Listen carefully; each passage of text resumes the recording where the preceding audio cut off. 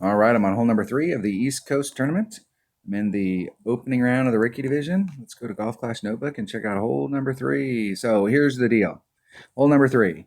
If you've got upper developed clubs and you have a Nirvana and a Spitfire, you can do the max overpower hook shot. And what I'm looking at on it is in this area right here, we've got the third cut of rough, the second cut of rough. I'm trying to be right up there on this deepest part of the rough, my white rings at rest, just wedged up so that my ring set's completely in the second cut of rough and down, and I'm right up against the edge of that third cut. And with a max overpower hook shot with like a level 7 or a level 8 extra mile, doing a reverse hook. So I'm doing max top spin, max left hand side spin, maximum right hand curl, trying to get the ball to come out in this direction. But when it hits, I'm trying to have this side spin, try and snap it into a straight direction. It won't do it, but you'll get a lot. You'll end up a lot in this area right here. From that area with the Nirvana, you can get over the island and run your ball up and get into short iron range, and you have a seriously good look at picking up the shot. Seriously good look at picking up that eagle. But if you've got lower developed stuff and you try and get yourself out into this rough, you're not going to be able to have the distance here. So you're going to be landing up on this side of the island, and your rough irons are probably not going to have a lot of top spin, which is going to make it hard to get over. So you may have to lay up right here and come at it with a long or with a wood. So I'm going to lay up in the front because I don't want to have, in my lower level account, I don't want anything to do with the rough. So I'm going to have to lay up here in the front and then try and get over this island to bleed myself up to give me that shot. And this is a much more difficult transition than if you can get way out here in the rough. But I don't really have a choice because I don't have enough 5 power balls, and the wind has been playing in the qualifying round such that I don't have any 5 power balls. So the wind's been playing such that even with a 5 power ball, you haven't been making it. The wind is about 2.5 miles an hour lower in this opening round than it was in the qualifier. So for all of you that made it in the qualifying round, I'm like, oh yeah, with 5 power ball, you can make it over. The wind's just low enough right now that with a level 8 extra mile, you can't make it over, or it's going to be real lucky if you do. So what I'd like to do is come out there with, I'm going to bring my big dog. It's because on that second shot, I want as much distance as possible. And if I do get up into the range up there, my Kingfisher will be the one because of its accuracy, but it's got less power. So I really got to get up in that spot if I want to use my Kingfisher. It's 88, so it's 1.3 per ring. My backbone, I believe, is at 1.5. My big dog, I think, is around 2.5. It is. All right, and I'm going to bring a Titan, the king of balls.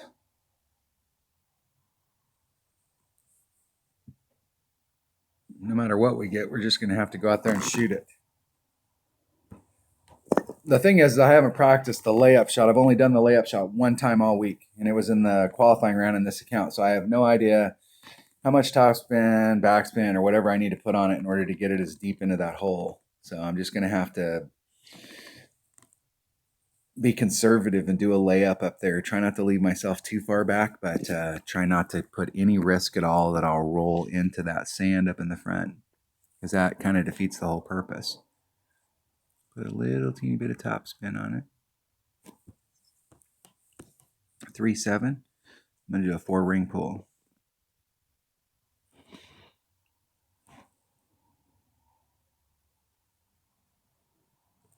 Isn't it perfect?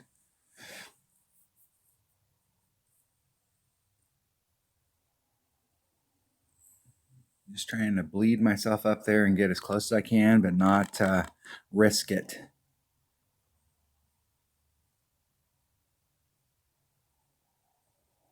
See how my opponent does here. See if they brought a mortal ball. Let's see if they switch balls out. The whole deal here is that you need to bring a big ball. Anytime you're on a par 5 and it takes 3 shots just to get on, I would say you need a big ball.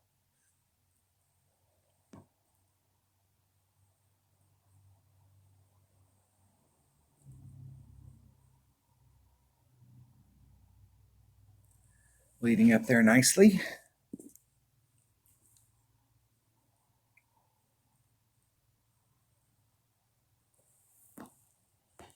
All right, big dog is getting me in front. Excellent.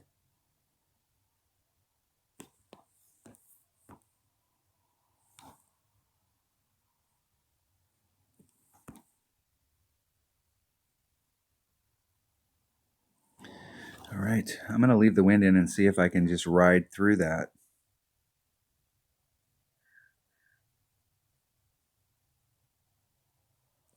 And I hit it 2 rings great to the right. And that will definitely put me in the rough. Definitely put me in the rough. That would have been a nice short iron shot right there. That was jizzed off.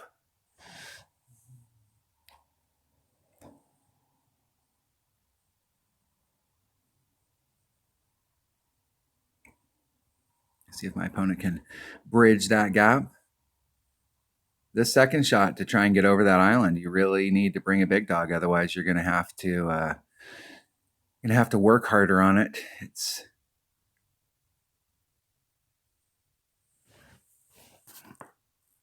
definitely important to start on the green side of that bunker. Okay, so there's max club. So we're eking towards the max, which is 1 point. It's about 2 per ring. So we're in that neighborhood.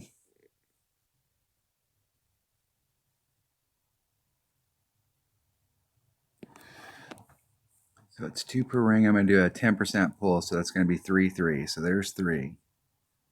I'm going to do a little over that.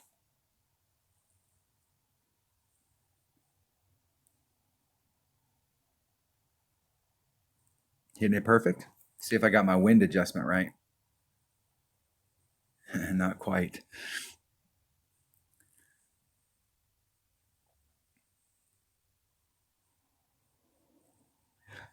Just a little bit outside.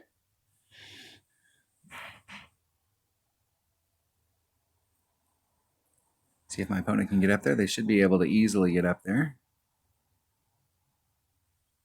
Can use that backboard.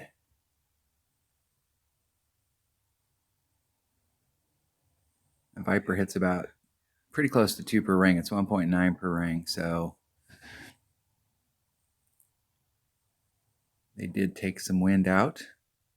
It looks somewhat close. I have a hard time telling when people aren't using the wind ring method, but it did look like they took out about 4 wind. Ooh, close. Close.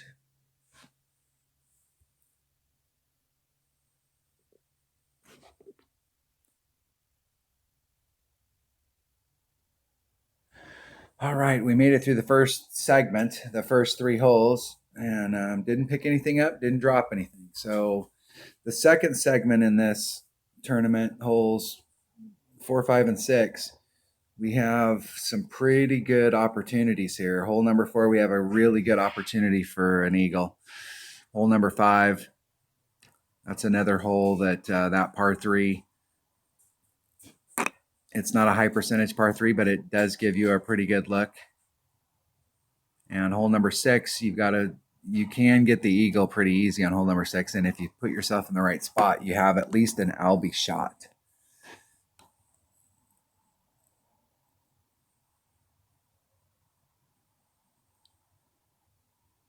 All right. That was hole number 3. The opening round of Sile shot -3 after 10. Were they dinking around or were they actually trying? Let's check them out. See if they're just dinking around. Yeah, this must be a practice account for something else. They got that many games. They should be a little better than that. All right. That was hole number 3. Thanks for watching.